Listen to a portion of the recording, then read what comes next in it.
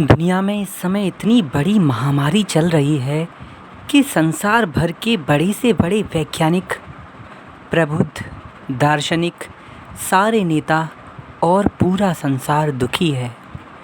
दुखी इसीलिए है क्योंकि ये कोरोना वायरस ऐसा रूप ले रहा है, पता नहीं कब किसको कहाँ हो जाए, कोई नहीं जानता। लेकिन अगर बैलेंस करके सोचा जाए, अगर प्राचीन काल में हमें पीछे मुड़ के कुछ सीखा जाए तो अभी भी यहाँ बचाव हो सकता है। पहले जब भी किसी राजा के राज्य में अकाल पड़ता था, दुर्भिक्ष या कोई महामारी फैलती थी, तो वे तुरंत अपने गुरुदेव की शरण में जाते थे। ऋषि मुनियों के पास जाकर उनको भली भांति दंडवत प्रणाम करके अपने सारा दुख, प्रजा का सारा दुख वो राजा अपना मानते और राजा इस दुख को अपने गुरुदेव के चरणों में रखते, उनसे विनती करते कि वे कोई उपाय बताएं। लेकिन अब ना तो कोई राजा, ना कोई मंत्री, कोई भी नेता ऐसा नहीं करते। वो नहीं जानते, वो बस इतना ही जानते हैं कि हम कैसे इसको करें, हम कैसे निपटाएं। जब एक तरफ वैज्ञानिक कार्य कर रहे हैं, दूसरी ओर पूरा का पूरा देश अपने बचाव में लगा हुआ है, वहीं तीसरी ओर से भी हमको ये परामर्श लेना चाहिए। ऋषि मुनि गुरुदेव, इनकी बुद्धि संसार से बहुत ऊपर होती है, इनको मोह नहीं होता। मनुष्यों को कहीं ना कहीं मोह होता है।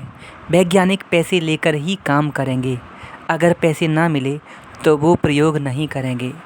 डॉक्टर पैसे लेकर ही ट्रीटमेंट करेंगे, उनको उचित राशि ना मिलेगी तो वो वैसा उपचार नहीं कर पाएंगे। लेकिन ऋषि मुनि, संत और गुरुदेव ऐसे हैं जो अमूल्य धरोहर हैं।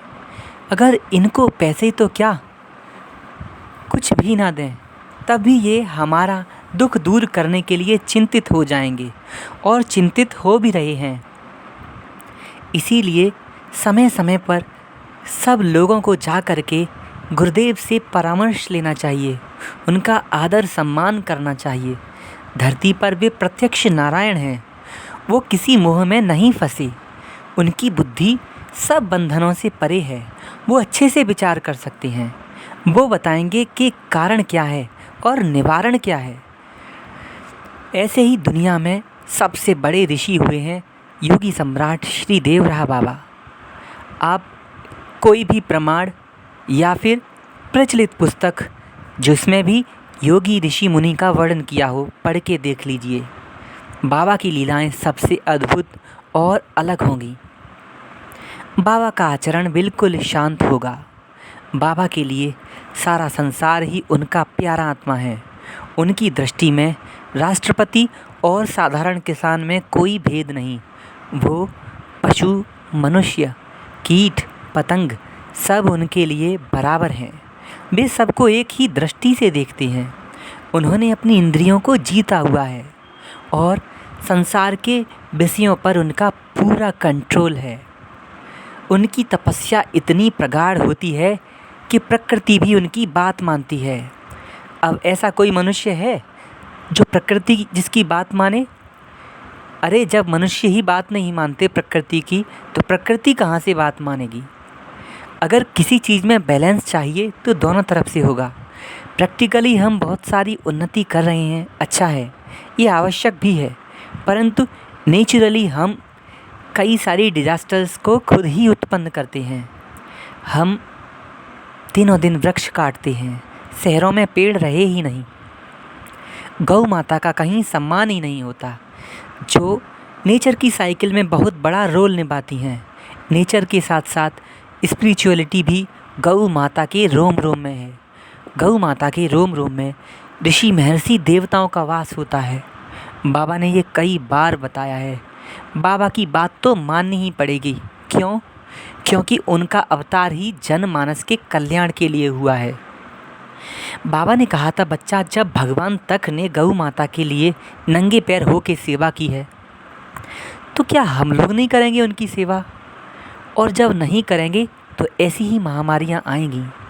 न जाने कितने ऐसे अकाल आए। जिस समय भारत में अन्न तो क्या, पानी की भी कमी पड़ जाती। लोग त्राही त्राही करते, पशु पक्षी मनुष्य सूख करके कंकाल हो जाते।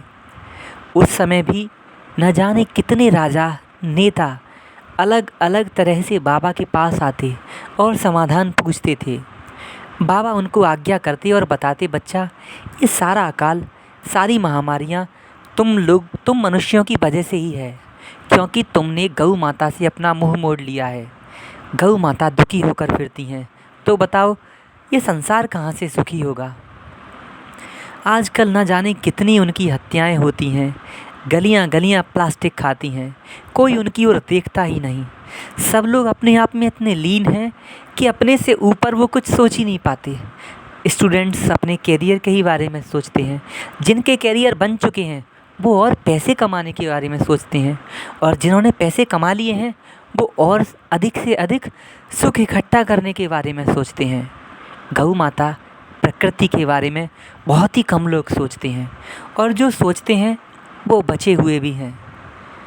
अतः सारा कारण बाबा ने बताया था कि बच्चा, गौ माता की गौहत्या, गौ माता का दुख झेलना, माता पिता को, गुरुदेव की आज्ञा को ना मानना, ऋषि मुनियों को तिरस्कृत करना, ये सारे के सारे कारण ही देश में महामारियां लाते हैं।